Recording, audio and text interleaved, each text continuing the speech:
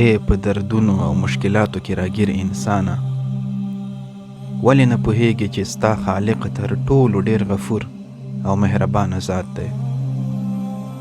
هغه چې شپه په ورځ او ورځ په شپې بدلولی شي، نو ته څه فکر کوي چې هغه به ستا د تقدیر په بدلولو قادر نه وي؟ د نړۍ په میلیاردونو انسانانو کې یې ته نه یې هیر کړی. ستا خوراک څښاک در رسوي، ستا ضرورتونه پوره کوي، او ستا له حال او دردمن زړه نه هیڅ کله غافل نه دی، نه هم ستا غوښتنو ته د رد ځواب درکوي.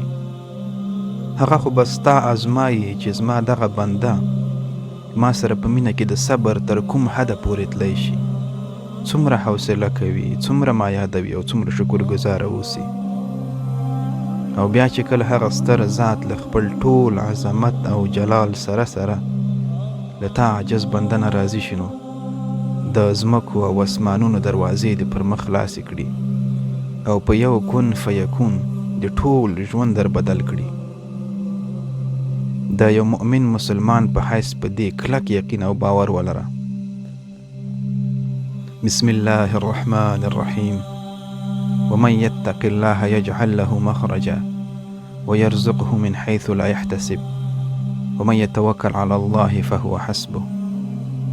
الله تعالی فرمایي وای څوک چې له الله جل جلاله څخه وویرید، الله تعالی به هغه ته له ستونزو نه د وتلو لار پیدا کړي او هغه ته به له داسې لارې نه روزي ورکړي چې د ده ګمان هم نه وي.